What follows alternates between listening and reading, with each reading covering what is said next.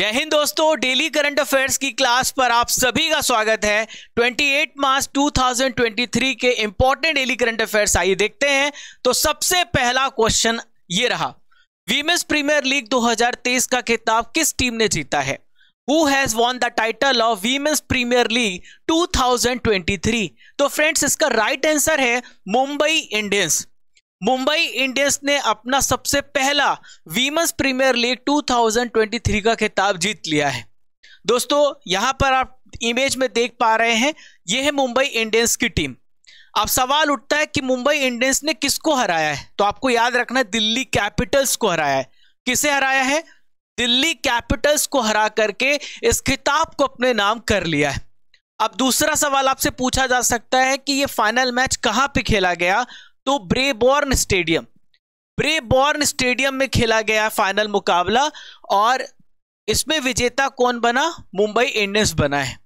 दोस्तों यह सबसे पहला वीमेंस प्रीमियर लीग था जो मैंने आपको बताया है। फाइनल मुकाबले में मुंबई इंडियंस ने दिल्ली कैपिटल्स को कितने विकेट से हराया है? तो 7 विकेट से हराया है। विजेता टीम को कितना प्राइज मिलेगा? 6 करोड़ मिलेगा। और दिल्ली कैपिटल्स जो कि रनर टीम रही है, इसको 3 करोड़ मिलेगा। और थर्ड प्लेस पर थी यूपी वॉरियर्स और यूपी वॉरियर्स को 1 करोड़ रुपए मिलेगा।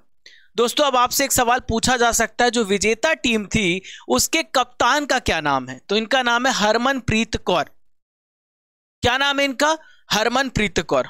अब दोस्तों वीमेंस प्रीमियर लीग में बहुत सारे इंपॉर्टेंट क्वेश्चन और भी बन सकते हैं, आइए एक एक करके देखते हैं। देखिए इस मैच का आयोजन कब से कब तक चला? 4 से लेकर 26 मार्च तक। दोस्तों इसमें कितनी टीमों ने हिस्सा लिया? 5 टीमों ने हिस्सा लिया था। ऑरेंज कैप किसे मिला है? तो ये है मेग लैनिंग, इन्होंने 345 रन्स बनाए हैं। पर्पल कैप किसे मिला है? तो पर्पल कैप जो सबसे ज्यादा विकेट लेता है उसे मिलता है हेले मैथ्यूज, 16 विकेट। इमर्जिंग प्लेयर कौन था? Yastika Bhatia, 214 run. Most valuable player किसे मिला है? हेले मैथ्यूज को, 271 रन और 16 विकेट लिए हैं। ठीक है दोस्तों, सारी चीजों को हमने यहां पे कवर कर लिया है। दोस्तों आप सभी देख रहे हैं 28 मार्च 2023 के इंपॉर्टेंट डेली करंट अफेयर्स और मैं हूं आप सभी का राजा गुप्ता। 485 डेज लगातार हो गए मुझे आपको पढ़ाते हुए। दोस्तों इस क्लास की सबसे विशेष बात है 25 से 30 मिनट में पूरा करंट अफेयर्स खत्म। 1.5 से 2 घंटे टाइम वेस्ट नहीं करने का, कम समय में, क्योंकि आपका समय बहुत कीमती है। लास्ट में आपको ल्यूसेंट स्पेशल स्ट्रैटेजी के देता हूं, डेली करंट अफेयर्स का टेस्ट लेता हूं, हिंदी और इंग्लिश दोनों मीडियम में कंटेंट देता हूं। यह है करंट अफेयर्स की ब्रह्मास्त्र क्लास, भारत के हर एग्जाम के लिए जरूरी। दोस्तों दुख तुम्हें क्या तोड़ेगा? दोस्तों दुख तुम्हें क्या तोड़ेगा? तुम दुख को तोड़ दो। दुख तुम्हें क्या तोड़ेगा? तुम दुख को तोड़ दो। बस अपनी जो आंखें हैं औरों के सपनों से जोड़ दो। यानी कि दोस्तों जब तुम्हारे अंदर अरमान होगा मुझे अपने माता पिता के लिए काम करना है, जिससे आप बहुत ज्यादा प्रेम करते हैं, दादी दादा और भी बहुत प्रकार के लोग होते हैं, जिन्हें भी आप प्रेम करते हो उनके लिए विजेता बनिए, उनके लिए अपनी लाइफ को समर्पित कर दीजिए। सबसे पहले माता पिता के अलावा बाकी जितना भी नंबर आता है वो प्लेस बदलती रहती है, लेकिन सबसे ऊपर माता पिता। तो रोज सुबह उठो, सोचो मुझे पढ़ाया लिखाया बड़ा किया, कितना कष्ट सहा होगा, क्या मैं अपने माता पिता को ऐसे ही जीवन उनका गुजारने दूंगा? नहीं, मैं अपने पैरों पे खड़ा होऊंगा। और वैसे तो उनका कर्ज नहीं चुकाया जा सकता, पर जो संभव होगा वो सब कुछ करूंगा।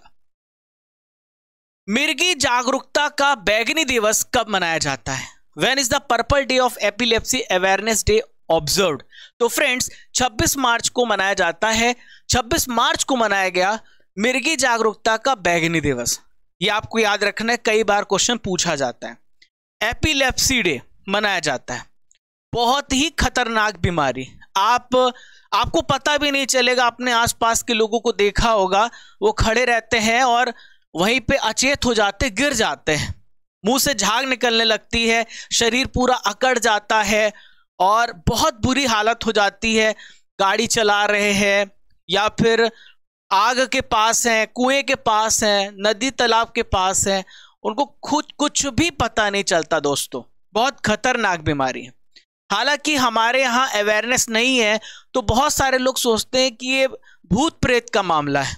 ठीक है, तो ये सब भूत प्रेत का मामला नहीं है, यह एक न्यूरोलॉजिकल डिसऑर्डर है, यानी हमारी मस्तिष्क से संबंधित बीमारी है, हमारी तंत्रिकाओं से संबंधित बीमारी है मिर्गी।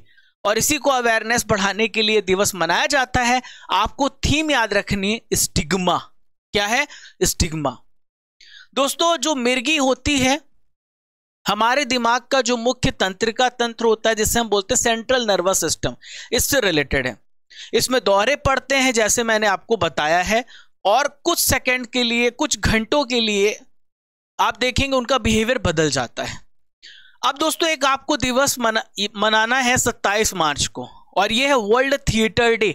27 मार्च को मनाया जाता है थिएटर के महत्व के बारे में लोगों को अवेयर करना। दोस्तों, आपको थीम याद रखनी है, theatre and the culture of peace. ठीक है, चलिए नेक्स्ट क्वेश्चन ये रहा, विश्व महिला मुक्केबाजी चैंपियनशिप 2023 में निखत जरीन और लवलीना बोरगोहेन ने कौन सा मेडल जीता है? तो फ्रेंड्स, इन्होंने गोल्ड मेडल जीता। कल भी मैंने आपको 2 नाम बताए थे और आज भी 2 नाम बता रहा हूं। टोटल यहां पे 4 मेडल हो गए गोल्ड मेडल। विश्व महिला मुक्केबाजी चैंपियनशिप भारत में हो रही है। यहां पर आप इमेज में देखिए, ये है लवलीना बोरगोहेन, ये है निखत जरीन। इन दोनों ने इतिहास फिर से रचा और भारत को 2 और गोल्ड मेडल दिला दिए हैं। 26 मार्च को न्यू दिल्ली में इस चैंपियनशिप में 75 किलोग्राम वेट कैटेगरी में लवलीना बोरगोहेन ने किसको हराया है? कैटलीन पार्कर को हरा करके गोल्ड मेडल जीत लिया है और पहली बार इस चैंपियनशिप को इन्होंने जीता है। अब आपको इनसे रिलेटेड एक बात याद रखनी है, टोक्यो ओलंपिक 2020 में हुआ था, तब इन्होंने भारत को ब्रॉन्ज मेडल दिलाया था। 2018 में कुछ खास प्रदर्शन नहीं कर पाई थी, भारत को कोई भी मेडल नहीं दिला पाई थी, लेकिन 2020 में टोक्यो ओलंपिक में भारत को कांस्य पदक दिलाया। Nikhat Zareen 50 kilogram weight category में इन्होंने फाइनल मुकाबले में वियतनाम की गुएन थो टैम को हरा करके विश्व चैंपियनशिप को अपने नाम कर लिया 50 किलोग्राम वेट कैटेगरी में। अब इनके पास 2 स्वर्ण पदक हो गए हैं और ये केवल दूसरी भारतीय महिला मुक्केबाज बनी है जिनके पास लगातार इन्होंने 2 स्वर्ण पदक जीते हैं। मैरी कॉम की बात करें तो विश्व चैंपियनशिप में लगातार 2 स्वर्ण पदक जीते मैरी कॉम ने। टोटल 6, मैंने आपको बताया था, टोटल 6 मेडल। दोस्तों, कल का रिवीजन कर लेते हैं। नीतू घनघास और ये 45 से 48 किलोग्राम वेट कैटेगरी में कल भारत को गोल्ड मेडल दिलाई थी और स्वीटी बूरा ने 75 से 81 किलोग्राम वेट कैटेगरी में भारत को गोल्ड मेडल दिलाया था। कल मैंने आपको पढ़ाया था, इसको भी मैंने रिवाइज करवा दिया है। चलिए, a matter of the heart education in India नामक पुस्तक के लेखक कौन है? Who is the author of the book titled a matter of heart education in India? तो अनुराग बेहर, अनुराग बेहर इसके लेखक हैं।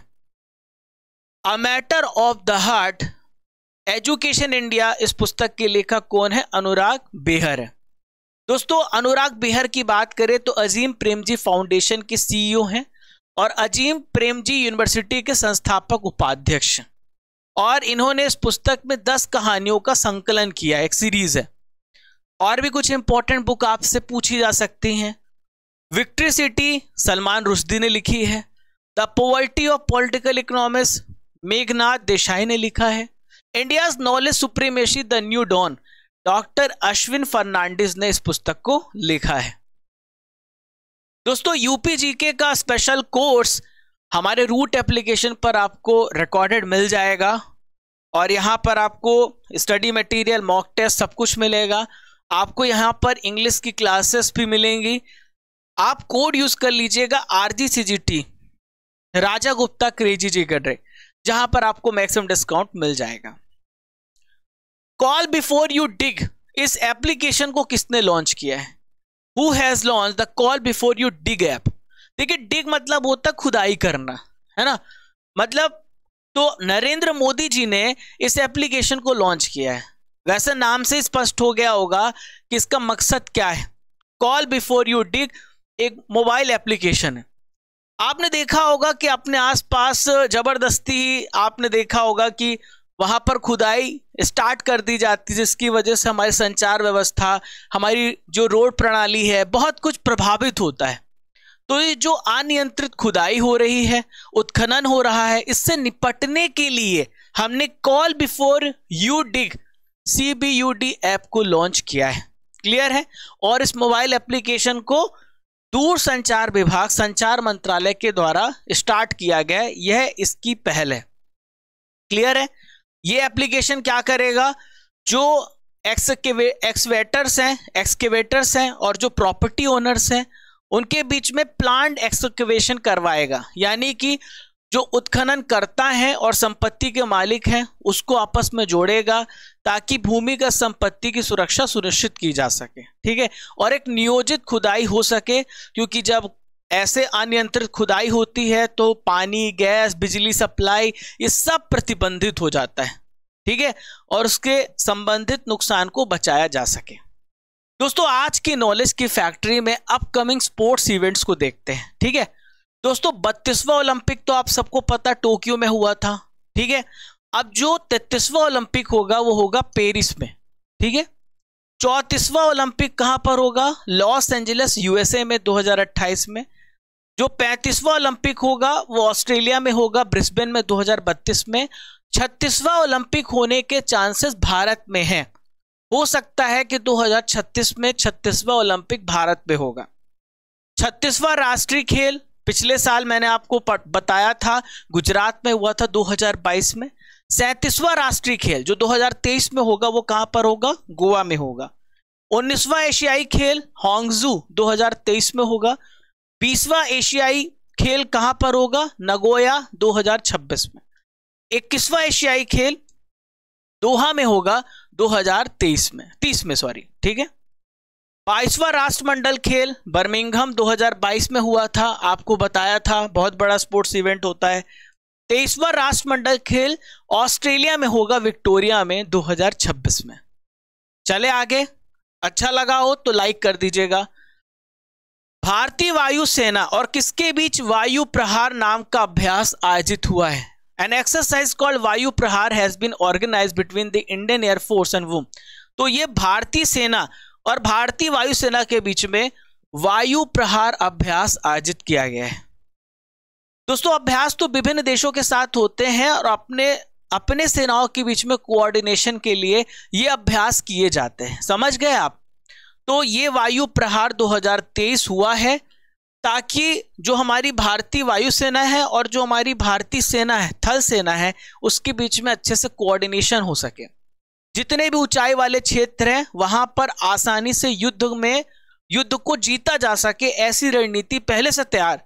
इसीलिए जितने भी अभ्यास होते हैं तो इसका मकसद है ऊंचाई वाले युद्ध क्षेत्रों में हवाई हमलों के समय थल सेना की गतिविधि का संचालन करना। ठीक है? हवाई हमले होते हैं, अब जो थल सेना तो उड़ तो नहीं जाएगी, तो वो कैसे बच सकती है, कैसे कोऑर्डिनेट कर सकती है वायुसेना के साथ ताकि हम दुश्मन को मार गिराएं, इसलिए हम अभ्यास करते रहते हैं। उत्तराखंड के किस स्थान पर एक खेल विश्वविद्यालय खोला जाएगा? ठीक है? इन विच प्लेस, आपसे पूछा जा सकता है, in which place sports university is going to be open. तो कहां पर खोला जाएगा? हल्द्वानी में। कहां पर? हल्द्वानी में खोला जाएगा स्पोर्ट्स यूनिवर्सिटी, आपको याद रखना है। ठीक है दोस्तों, अभी मैं आपको बता दूं, बहुत सारे जो खेल विश्वविद्यालय भारत में हैं वो आपसे पूछे जा सकते हैं, तो मैं आपको बता रहा हूं। राष्ट्रीय खेल विश्वविद्यालय मणिपुर राज्य में एक केंद्रीय विश्वविद्यालय है। 16 मार्च 2018 को उसका शिलान्यास किया गया था।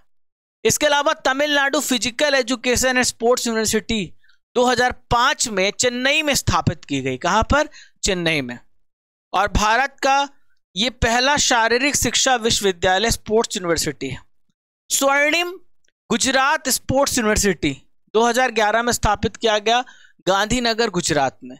लक्ष्मीबाई राष्ट्रीय शारीरिक शिक्षा विश्वविद्यालय 1957 में मध्य प्रदेश के ग्वालियर में स्थापित किया गया। ठीक है? अरावली ग्रीन वॉल प्रोजेक्ट का उद्घाटन किसने किया है? Who has inaugurated the Aravalli green wall project? तो फ्रेंड्स, इसका राइट आंसर है भूपेंद्र यादव। भूपेंद्र यादव कौन है? भारत के पर्यावरण मिनिस्टर हैं। भारत के एनवायरमेंट मिनिस्टर हैं और इन्होंने अरावली ग्रीन वॉल प्रोजेक्ट का उद्घाटन किया है। अब आइए समझते हैं कि क्या है अरावली ग्रीन वॉल प्रोजेक्ट, इसमें क्या किया जाएगा। ठीक है, तो कहां पर है, कहां पे किया है? हरियाणा में किया है। हरियाणा के टिकली गांव में अंतर्राष्ट्रीय वन दिवस के अवसर पर एक कार्यक्रम आयोजित किया गया था और अरावली ग्रीन वॉल प्रोजेक्ट का उद्घाटन किया गया है। दोस्तों, इस परियोजना से हरियाणा, गुजरात, दिल्ली और राजस्थान, ये राज्यों को शामिल किया गया है। यहां पर 60 लाख हेक्टेयर क्षेत्र पर अरावली की पहाड़ियां फैली हैं। अरावली की पहाड़ियों पर क्या किया जाएगा? यहां पर इस परियोजना में जितने भी आसपास के क्षेत्र है अरावली में, झील है, तालाब है, नदियां हैं, वापस से उसका रिजुवेनेशन किया जाएगा। रिजुवेनेशन मतलब होता है पुनर्स्थापना, उसका रिस्टोरेशन किया जाएगा। और साथ ही साथ झाड़ियां, जो बंजर भूमि है, खराब वन भूमि है, पेड़ है, उन सब की प्रजातियां वहां पे लगाई जाएगी जो वहां की मूल प्रजातियां हैं। अब अरावली रेंज की बात करें तो कहां से स्टार्ट होता है? गुजरात में हिम्मतनगर, और हिम्मतनगर से सीधे दिल्ली तक 720 किलोमीटर की दूरी तक है। हरियाणा और राजस्थान तक विस्तारित है ये। क्लियर? मुख्यमंत्री वृक्ष संपदा योजना किस राज्य में शुरू की गई? इन विच स्टेट मुख्यमंत्री वृक्ष संपदा योजना हैज बीन स्टार्टेड? मुख्यमंत्री वृक्ष संपदा योजना छत्तीसगढ़ राज्य में स्टार्ट की गई। कहां पर? छत्तीसगढ़ राज्य में। ठीक है, तो फ्रेंड्स अब ये क्या है? देखिए, छत्तीसगढ़ के चीफ मिनिस्टर कौन है? भूपेश बघेल जी। तो भूपेश बघेल जी ने इसका शुभारंभ किया है। अब दोस्तों, वैसे नाम से स्पष्ट है, वृक्ष संपदा योजना यानी फॉरेस्ट का प्लांटेशन, यानी यहां पर ट्रीज का प्लांटेशन किया जाएगा। इसमें जितने भी किसान भाई हैं, जितने भी भूस्वामी हैं, उनको फाइनेंशियल सहायता प्रदान की जाएगी ताकि हर जगह वृक्षारोपण किया जा सके, एफॉरेस्टेशन किया जा सके। पेड़ लगाने का कार्यक्रम है, ये पेड़ लगाने की स्कीम है। और जितना भी पैसा होगा 5 एकड़ से जिन किसान भाइयों के पास, जिन भूस्वामियों के पास 5 एकड़ की भूमि है, जितना भी वृक्षारोपण का खर्चा होगा वो पूरी तरीके से छत्तीसगढ़ सरकार उसको क्या करेगी? फुलफिल करेगी। और 5 एकड़ से अधिक की भूमि पर अगर आपको पेड़ लगाना है तो सरकार आपको 50% का फाइनेंशियल असिस्टेंस देगी। क्लियर है? फाइनेंशियल सब्सिडी देगी। आज का आखिरी क्वेश्चन, किस सरकारी बैंक ने रूस के प्रोजेक्ट में अपनी हिस्सेदारी एसबीआई को बेची है? इकोनॉमिक्स का क्वेश्चन है। Which government bank has sold its stake in Russia project to SBI? तो रशिया का एक प्रोजेक्ट था कैनरा बैंक के पास, अब इसने क्या किया है? एसबीआई को बेच दिया है। हालांकि 60% स्टेक पहले इसके पास था, एसबीआई के पास 40% कैनरा बैंक के पास था, तो कैनरा बैंक ने 40% भी बेच दिया है। ठीक है, कैनरा बैंक ने एसबीआई को दिया है रूस के प्रोजेक्ट। तो कैनरा बैंक में रूस में एक संचालित ज्वाइंट वेंचर है, commercial Indo bank LLC, CIBL। तो इसमें कैनरा बैंक ने अपना जो हिस्सा है वो एसबीआई को बेच दिया है 121.29 करोड़ रुपए के मूल्य पर। CIBL की स्थापना 2003 में रूस में की गई। 60% हिस्सा, जैसे कि मैंने आपको पहले बताया, एसबीआई के पास था। कैनरा बैंक के पास 40% इसका हिस्सा था, शेयर था, उसे भी उसने बेच दिया है एसबीआई को। ठीक है, एक समझौते के तहत। दोस्तों, आप लोगों का favourite RRR repeat recall revise current affairs, जो रसमलाई है आपकी, आ गई है। 2022 के इंपॉर्टेंट करंट अफेयर्स। भारत के नए डिफेंस सेक्रेटरी कौन बनाए गए हैं? तो देखिए, हमारे जो भारत में डिफेंस है संभाले हुए हैं, तो हमारे श्याम हैं, मतलब गिरधर गोपाल हैं। आपको याद रखना है, ट्रिक है, Girdhar Aramane.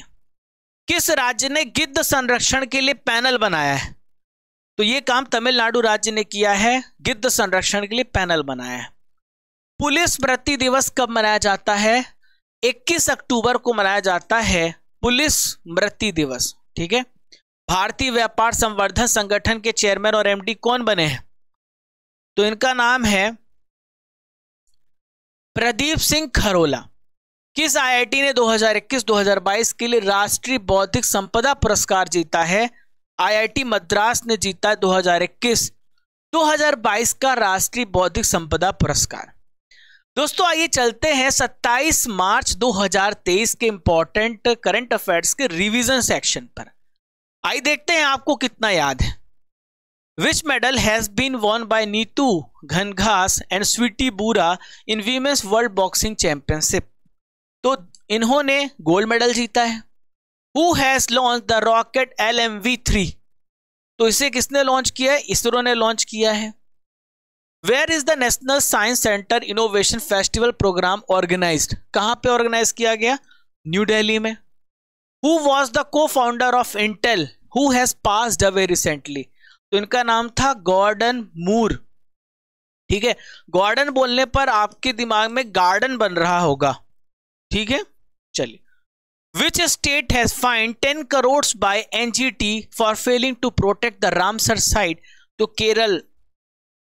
Thanthai Periyar Wildlife Sanctuary has been declared as a wildlife sanctuary by which state government? The right answer is Tamil Nadu state. Dilma Rousseff किस संस्था की प्रमुख बनी है? तो फ्रेंड्स आपको याद रखना है एनडीबी न्यू डेवलपमेंट बैंक की प्रमुख बनी है। Who has inaugurated the Vedic Heritage Portal recently? Amit Shah. Assam Rifles has celebrated which anniversary of its raising day 24th March 2023? 188. किस राज्य के मुख्यमंत्री ने राज्य युवा नीति और एक युवा पोर्टल का इनोग्रेशन किया है? तो मध्य प्रदेश राज्य ने अभी लॉन्च किया है। दोस्तों आज के ल्यूसन स्टैटिक जीके के पिटारे में हम विभिन्न देशों की जो न्यूज एजेंसियां हैं उसके बारे में पढ़ने वाले हैं। सबसे पहले बात करेंगे एसोसिएटेड प्रेस। जो इंग्लिश मीडियम के छात्र हैं ये कंटेंट आपके लिए बना हुआ है, पूरा ध्यान रखा जा रहा है।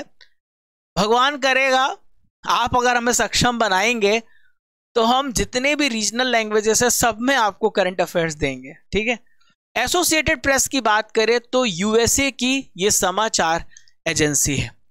यहां पर राइटर्स लिखा है राउटर्स। क्या ये? राउटर्स। तो राउटर्स ब्रिटेन की है, तास रूस की है, बरनामा मलेशिया की है, अंसा इटली की है, इतिम इजराइल की है, फ्रांस की है एएफपी, और भारत की तो आप जानते पीटीआई जिसे हम बोलते प्रेस ट्रस्ट ऑफ इंडिया। समाचार भारती भी भारत की है, और जिनहुआ जो सिनहुआ बोलते इसको हम, तो नाम से स्पष्ट है, कुछ अजीब सा बोलने पे लग रहा है चीन है। तो इंपॉर्टेंट है, और भी है, मैं आगे करा दूंगा। मैं पूरा एक दिन में आपको डोज नहीं देता है ना। चलो, ये इंग्लिश मीडियम के छात्र स्क्रीनशॉट ले सकते हैं, पीडीएफ आपको तो मैं डेली दे रहा हूं, एप्लीकेशन में भी, टेलीग्राम में भी। चलिए दोस्तों, यहां पर आज हम केमिस्ट्री का एक इंपॉर्टेंट टॉपिक ले रहे हैं, धातु में अधातु तथा उनके यौगिकों का उपयोग। ठीक है, यानी जितने भी उनके कंपाउंड्स बनते हैं उसका इस्तेमाल कहां कहां किया जाता है और उसके फॉर्मूले भी। सबसे पहले फेरस ऑक्साइड। फेरस ऑक्साइड का फॉर्मूला है FeO। अगर आपसे पूछा जाए FeO का इस्तेमाल कहां किया जाता है तो हरा कांच बनाने में, और दूसरा है फेरस लवड़ो यानी जो फेरस सॉल्ट होता है उसके मैन्युफैक्चर में। नेक्स्ट है फेरिक यौगिक जिसे हम बोलते हैं Fe3O4। इसका इस्तेमाल होता है जेवरात को पॉलिश करने में और फेरिक सॉल्ट बनाने में। ठीक है, नेक्स्ट है फेरिक हाइड्रोक्साइड, फॉर्मूला है FeOS3। इसका इस्तेमाल कहां पे किया जाता है? दवा बनाने में, और प्रयोगशाला में एंटीडोट के रूप में इसका इस्तेमाल किया जाता है। नेक्स्ट है फेरस सल्फेट। इसका जो फॉर्मूला है FeSO4.7H2 है। इसका इस्तेमाल किया जाता है पेंट इंडस्ट्री में और स्याही बनाने में इसका इस्तेमाल किया जाता है। आयोडीन, आयोडीन तो आप सभी को पता है, आयोडीन का इस्तेमाल किया जाता है दवाइयाँ बनाने में, पेंट में, टिंचर एज ए मेडिसिन भी इस्तेमाल किया जाता है, आप टिंचर के रूप में भी इस्तेमाल किया जाता है, और एज ए डिसइंफेक्टेंट के रूप में, कीटाणुनाशक के रूप में इस्तेमाल किया जाता है। ब्रोमीन जिसे हम बोलते हैं Br, ब्रोमीन का इस्तेमाल किया जाता है मेडिसिन बनाने में, डाई इंडस्ट्री में यानी रंग में, और इसके अलावा एज एन एंटीडोट इस्तेमाल किया जाता है और टिंचर गैस बनाने में। HCl हाइड्रोक्लोरिक एसिड जो आपके पेट में भी बनती है, तो क्लोरीन बनाने में, और आप सभी को बता दूं स्ट्रॉन्गेस्ट एसिड में HCl का नाम आता है, और रंग बनाने में HCl का इस्तेमाल होता है। और यहां पर देखिए क्लोराइड लवण के निर्माण में, यानी manufacture of chloride salt. Next है क्लोरीन, तो क्लोरीन का इस्तेमाल होता है HCl के निर्माण में, in the manufacture of HCl। Bleaching powder बनाने में, कपड़ों एवं कागज को यहां पर क्या करना, ब्लीचिंग करने में, और मस्टर्ड गैस बनाने में। लास्ट है H2SO4 सल्फ्यूरिक एसिड, तो सल्फ्यूरिक एसिड का इस्तेमाल किसमें किया जाता है, पेंट में, पेट्रोलियम के शुद्धिकरण में, स्टोरेज बैटरी में इसका इस्तेमाल किया जाता है। ठीक है, कैसा लगा आप लोगों को जरूर बताएं कमेंट बॉक्स पर। अब इसी का मैं आपका टेस्ट ले लूंगा कल परसों।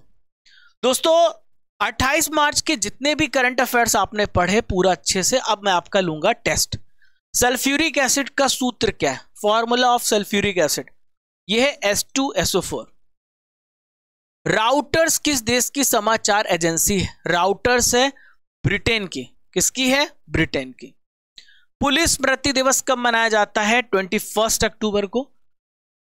प्रेजेंट में भारत के पर्यावरण मंत्री कौन है, तो इनका नाम है भूपेंद्र यादव जी। मैं बार बार बोलता हूं, अगर आपको करंट अफेयर्स नहीं मिलता है तो आप सर्च कीजिए डेली करंट अफेयर्स बाय राजा गुप्ता सर, राजा गुप्ता करंट अफेयर्स, और आप ऐसा भी सर्च कर सकते हैं करंट अफेयर्स बाय राजा गुप्ता सर, राजा गुप्ता भी लिखेंगे तो भी आपको करंट अफेयर्स मिल जाएगा। लक्ष्मीबाई राष्ट्रीय शारीरिक शिक्षा विश्वविद्यालय कहां पर स्थित है, यह है ग्वालियर में। थोड़ी सी प्रॉब्लम हो रही है, चलिए नेक्स्ट है 33 ग्रीष्मकालीन ओलंपिक खेल कहां पर होगा, पेरिस में होगा। आयु ऐप किस राज्य सरकार के द्वारा लॉन्च किया गया, Karnataka. Vipin the man behind the uniform, इस पुस्तक को किसने लिखा है, रचना बिष्ट ने लिखा है।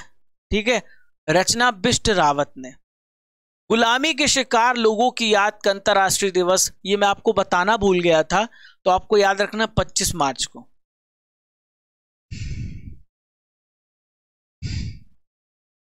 वीमेंस प्रीमियर लीग 2023 में ऑरेंज कैप का खिताब किसने जीता है, तो मैंने आपको बताया था ये है मेन लैनिंग। आज का सवाल है वीमेंस प्रीमियर लीग 2023 का खिताब किसने जीता, आपको इसका उत्तर कमेंट बॉक्स पे देना है।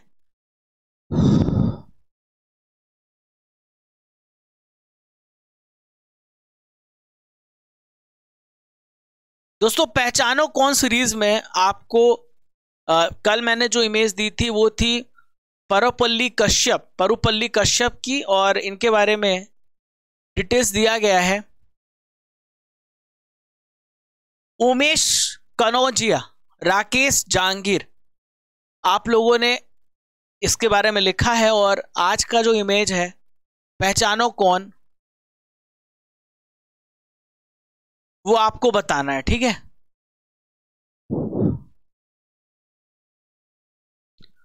दोस्तों काम की बात देखते हैं। आकांक्षा सिंह ने बताया है KVS का एग्जाम था, बहुत सारे करंट अफेयर्स इसमें आए हैं जैसे, और जीके भी आया है। यूनेस्को की स्थापना कब हुई, 2024 में विश्व व्यापार संगठन के मंत्रियों की 13वीं बैठक किस देश में आयोजित की गई, तो आप देख लीजिएगा, थोड़ा बोलने में कठिनाई हो रही है, पता नहीं क्या प्रॉब्लम हो रही है। इनमें से नेपाल के राष्ट्रपति कौन है, 17वां प्रवासी भारतीय दिवस कहां पे आयोजित किया गया, तो बहुत सारे प्रश्न पूछे गए थे, उन्होंने यहां पर बताया है। ICJ का एग्जाम था, यहां भी बहुत सारे करंट अफेयर्स पूछे गए हैं, और BPSC के प्रिपरेशन कर रहे थे और बहुत सारे क्वेश्चन पूछे गए हैं। APSC का एग्जाम था असम का, BJ बोरा ने बताया क्वेश्चन आए हैं। काम की बात है, अभी CRPF की एक नई वैकेंसी आई है, और यहाँ पे ऑनलाइन आवेदन 27 से स्टार्ट हुए हैं, यानी आज से स्टार्ट हो रहे हैं। आप देख लीजिएगा www.crpf.gov.in पे जाके, ये टॉपर्स हैं हमारे अमित सिंह, संजीव कुमार, प्रिया तिवारी, शिव सिंह मीना, नेहा जायसवाल। करंट अफेयर्स की पीडीएफ आपको सीजीटी एप्लीकेशन पर मिल जाएगी और यहाँ से आप एप्लीकेशन को डाउनलोड करने के बाद आप प्राप्त कर सकते हैं। टेलीग्राम में ज्वाइन हो जाइएगा और आपको अच्छा लगा वो सेशन तो सब्सक्राइब कर दीजिएगा, लाइक कर दीजिएगा, शेयर कर दीजिएगा। कल सुबह 6 बजे फिर मिलूंगा इसी जोश इसी ऊर्जा के साथ। जब तक तोड़ेंगे नहीं तब तक छोड़ेंगे नहीं। जय हिंद, जय भारत, खुश रहिए, मुस्कुराते रहिए।